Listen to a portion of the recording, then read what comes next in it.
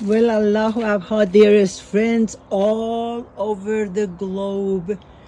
I have not been recording any videos like I used to when my mom was living and with us for all the years. And I keep hearing from friends that they really enjoyed my videos of the garden. And here I am in the garden and Memorial Day and remembering my mom and all the memories that she and I created in the garden.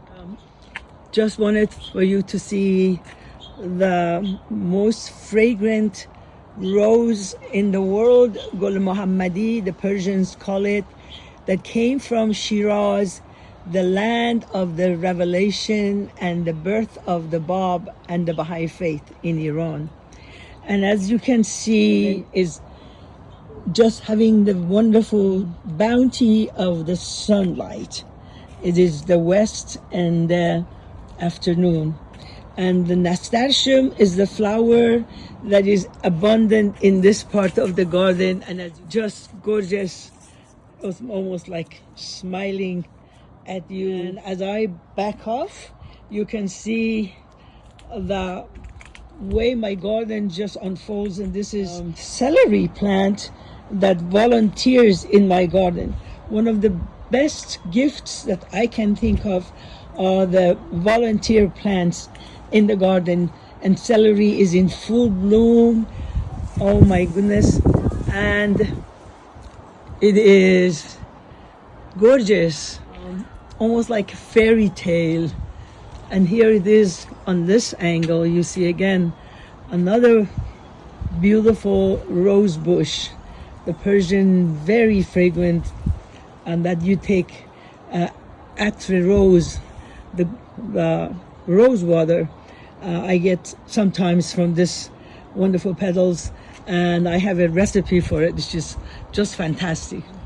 Again, over here, the beauty of the garden, and you can see in the distance the dragon fruit that starts budding and blooming sometimes in September, and the beauty of the flower and the size of it is just absolutely breathtaking. In the distance, you see that the ginger plants.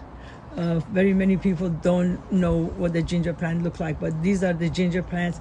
They also have very, very fragrant flowers. Well, as you know, I have been talking about it. Garden is the place of reflection and meditation and realization of the Baha'i writings, for me at least.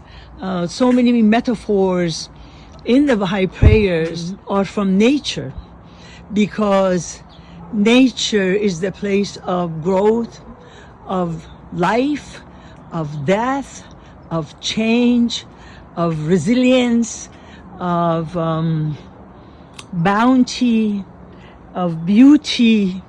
All of those metaphors in the Baha'i writings really brings me back to the garden. And today I was working with my wonderful gardener. I have a young gardener that I found some years ago, and he comes once in 2 weeks or something, and we work together.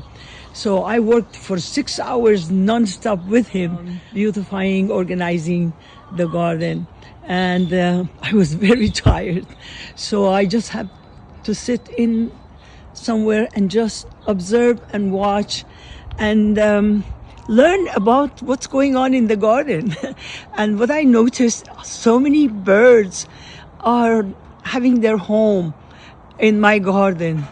I saw hummingbirds hovering above my head, and I saw finches who have made a nest in the garden, and they come to attend to their babies. And I'm going to be going close to see if I can show you the nest in the garden right there, if you can see it right there. And just seeing how much life is precious and how it brings hope, it brings joy. And here it is, the way I have resourcing and reusing anytime I eat one of these coconuts, I take the woody part of it and make a hole as after I eat, and then make another hole in the bottom, and then I use it as bird feeders in my garden. Now, hollyhock is one of the flowers that reminds me of my childhood. My father was the person that taught me the love of the garden, because he loved to get up early in the morning and start planting and weeding and attending to the garden. So hollyhock used to grow in our garden in Tehran when I was a kid. And I just developed such a special relationship with this wonderful, beautiful plant. And of course, you know the properties, and I'm all about going and finding out about the properties of each plant. And those of you who are interested, I would just suggest that just Google it and see what hollyhocks can do for us. My garden is like a medicine cabinet for me, beside being beautiful, inspiring, and hopeful. Now here is another rose, which is just absolutely breathtaking in its beauty. And in the light of the afternoon sun, oh my goodness, it's just like nothing like it. And there is another one. And all of these roses, fortunately, also smell heavenly and smell so good.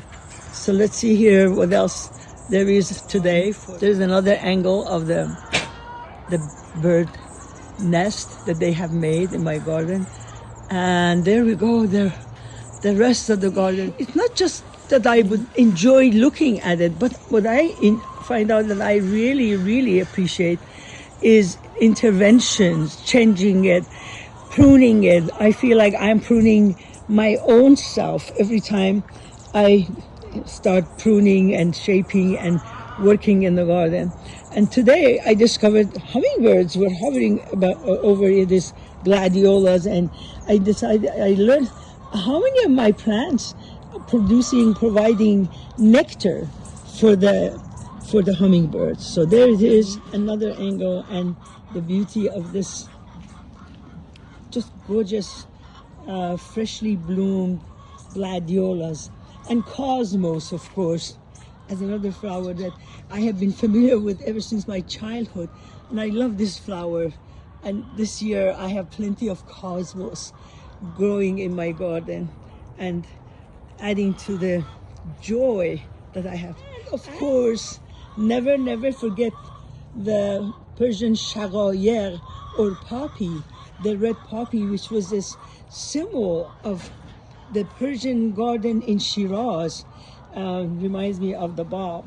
And again, Memorial Day, thinking of all those souls who have made life, for me at least, such a treasure to look back and look forward.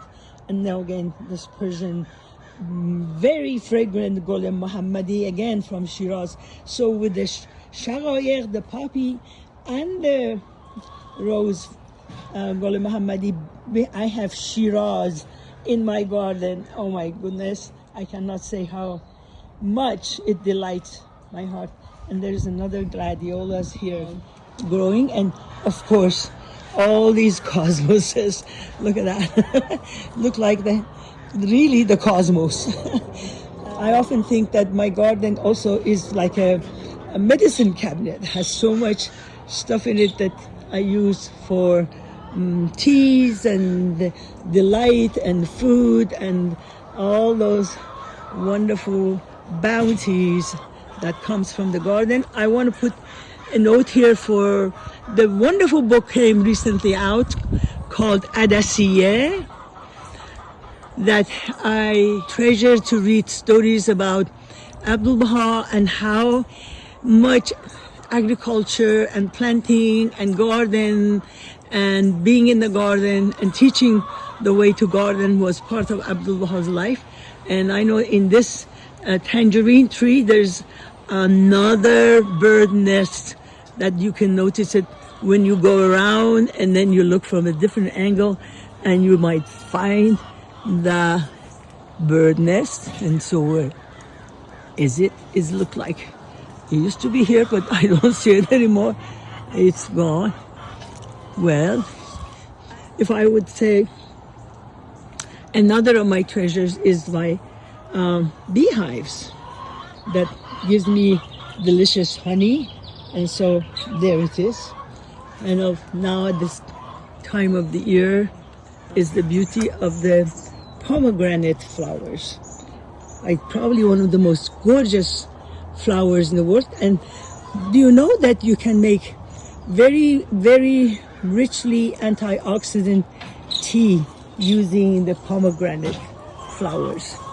I think this is great for this Memorial Day, thinking of all the people that I treasure in the world after. My father, who was the first one to give me the gift of love for nature, and my mom, who used to live with us, and we shared the garden together, and she would come and sit outside and enjoy seeing the chickens and hugging the chickens. And here are the birds playing over there, running around in that part of the garden. Okay, in the garden of thine heart, plant not but the rose of love. Yes, and smelling the roses, and shagayek, or the red poppy, a reminder of the love, martyrdom, and the life of sacrifice of the blessed Baha in this Memorial Day. We just had the declaration of the Baha, May 23rd, 1819. Allah.